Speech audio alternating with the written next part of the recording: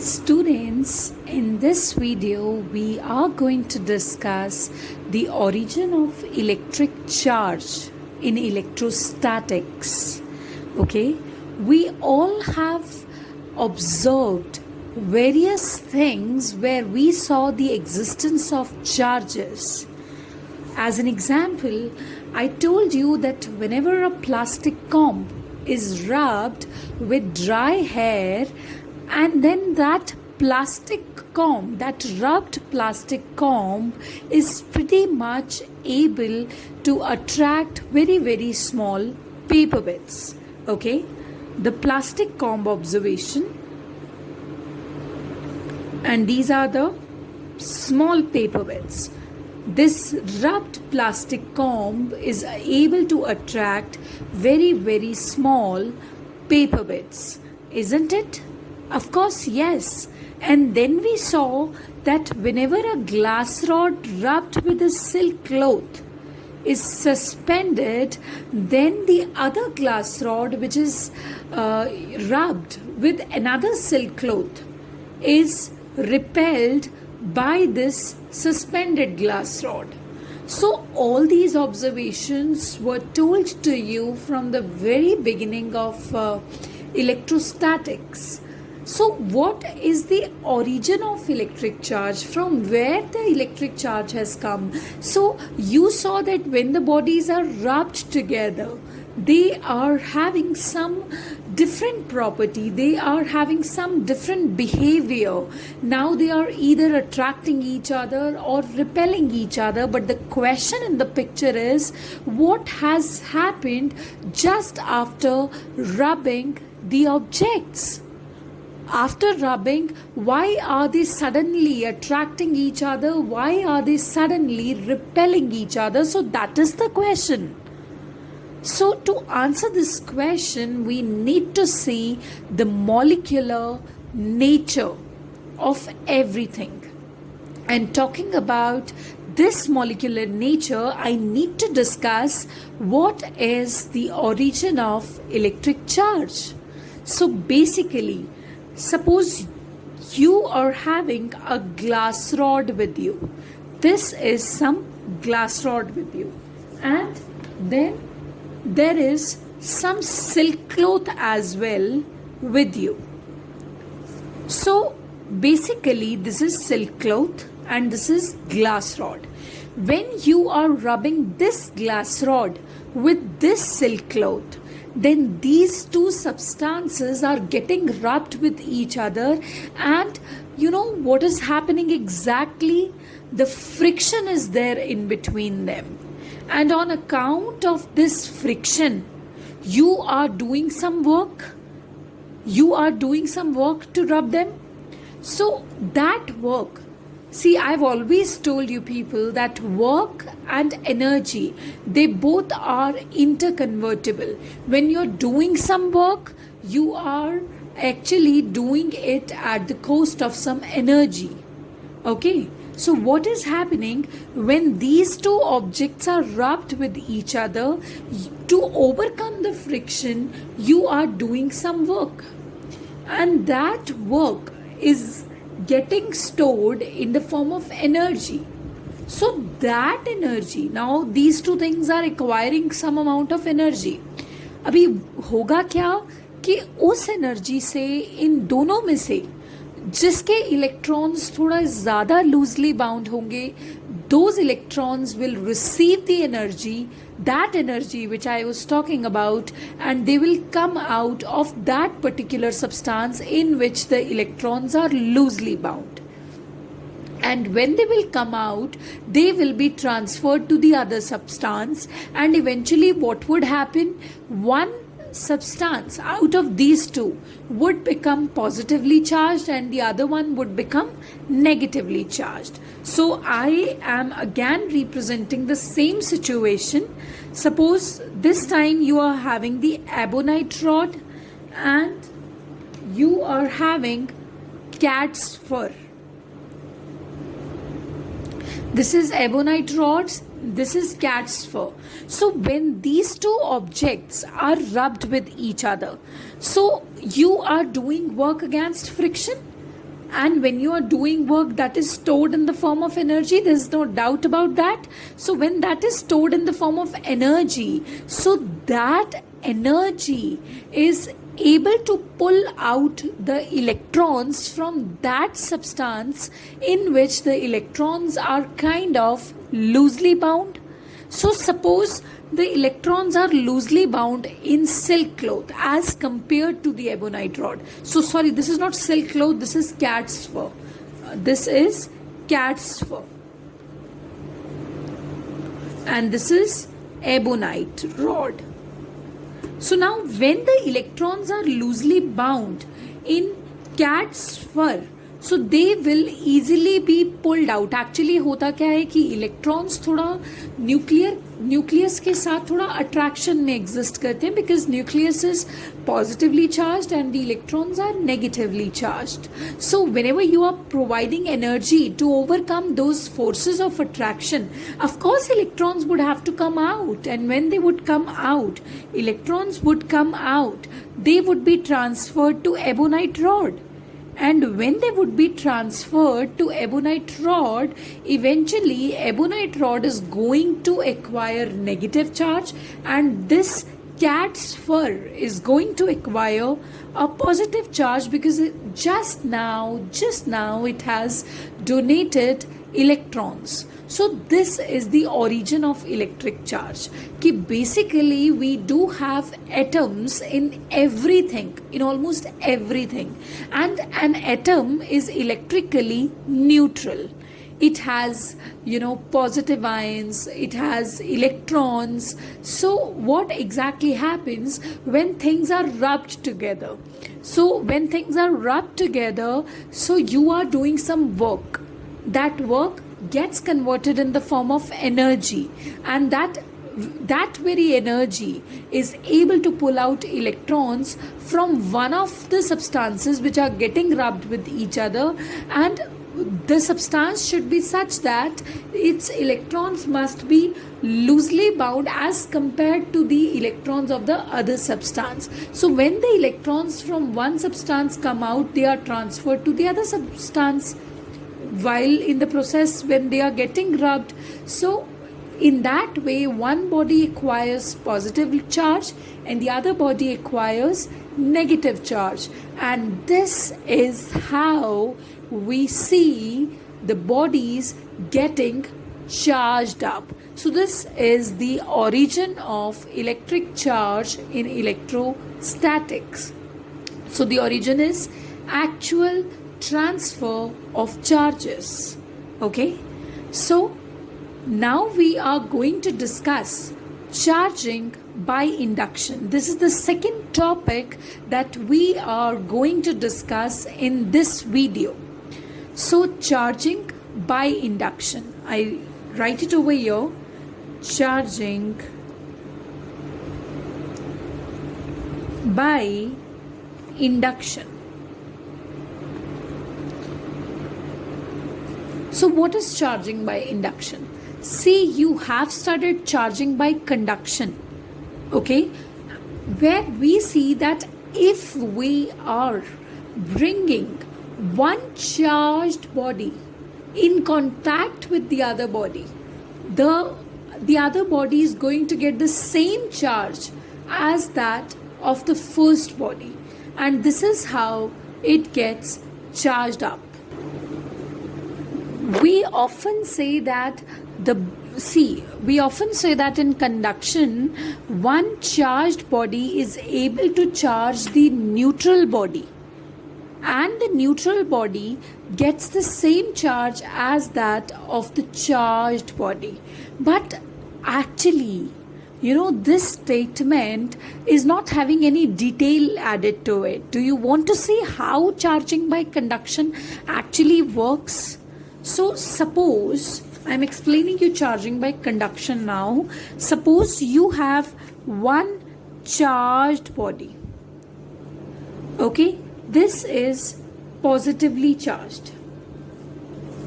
And now you have one neutral body. This is neutral body. This is not having any charge right now, right here. But when these two bodies are brought into close contact with each other, they are made to touch each other. See, these are touching each other right now. Okay, when they are made to touch each other, so what is going to happen? Suppose this is a conductor. This neutral body, which is not charged now, not charged yet, is a conductor. So all the electrons would get accumulated over here, and all the positive stuff would get accumulate over here. So that negative stuff is enough to neutralize this positive stuff, isn't it? And when it neutralizes it, because they both are making a contact with each other, they both are making a contact with each other, so these electrons can easily flow because they are getting attracted from these positive ions from this positively charged body. So when these negatively charged stuff is going to neutralize this positively charged body, so what is going to be left with us? Now this will become neutral, and eventually this whole body would turn out to be a positively charged body, क्योंकि negative charge तो चला गया, इसने balance करा इसको, इसने neutralise करने का ट्राई किया इसको. It has tried. I won't say it will neutralize it completely, because you don't know how much the magnitude of positive charges lying over here. So some of these negative charges would neutralize positive charges. So यहाँ पे एक charge imbalance create हो जाएगा.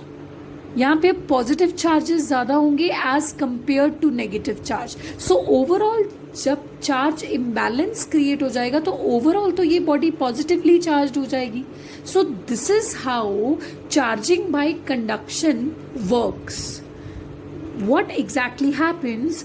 Charging by conduction, in charging by conduction, we bring one charged body in close contact, in a very close contact with a neutral body. Okay, the body which is neutral because of the charge balance, the balance of charges, because the number of positive charges are exactly equal to the number of negative charges. So that's how, since the charges are balancing each other, we have a neutral body. So we need to create a charge imbalance. Either positive charges should lead in number as compared to the number of negative charges, or negative charges would have to lead in number as compared to the positive charges. जहाँ पे net charge होगा तभी we can say that the body is pretty much charged. So this is how these things work. So what have you done? So you had a charged body, you brought it into close contact with a neutral body. Now the neutral body, the neutral conductor, eventually what would happen?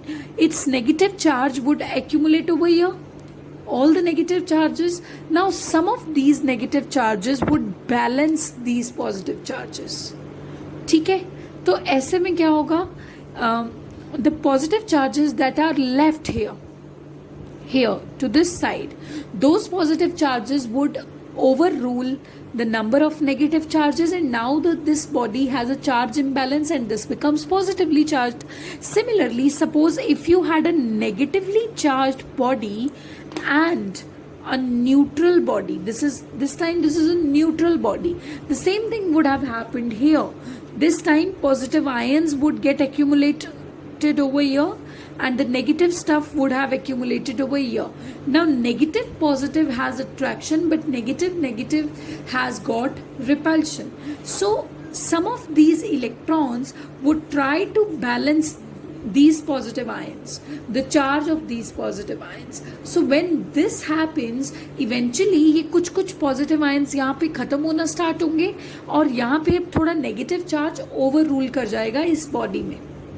So when negative charge would overrule, what are you having?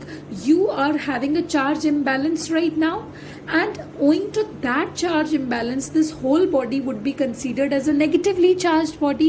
So this is how charging by conduction works. But I want to bring into your notice two very, very important things.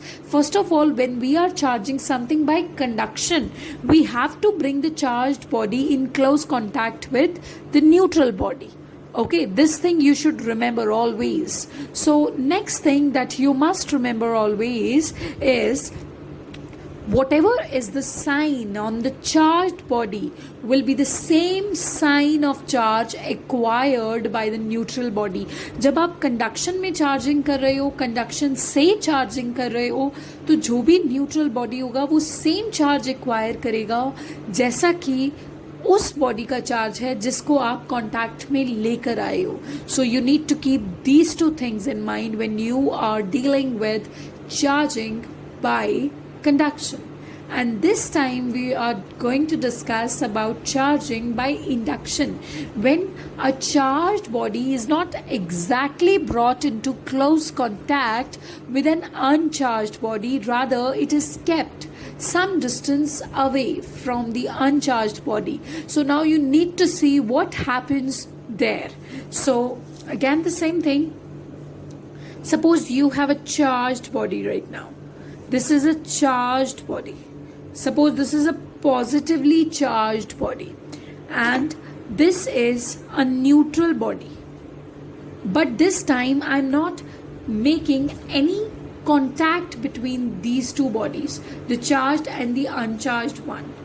Rather, I am holding this charged body at some distance from the uncharged body. So suppose you have a metallic sphere, this metallic sphere which is neutral, which means it's not having any charge, right? It's not having any charge, and you have brought one charged body in the vicinity near this uncharged body. But remember, once again, you are not making any contact between the two of them.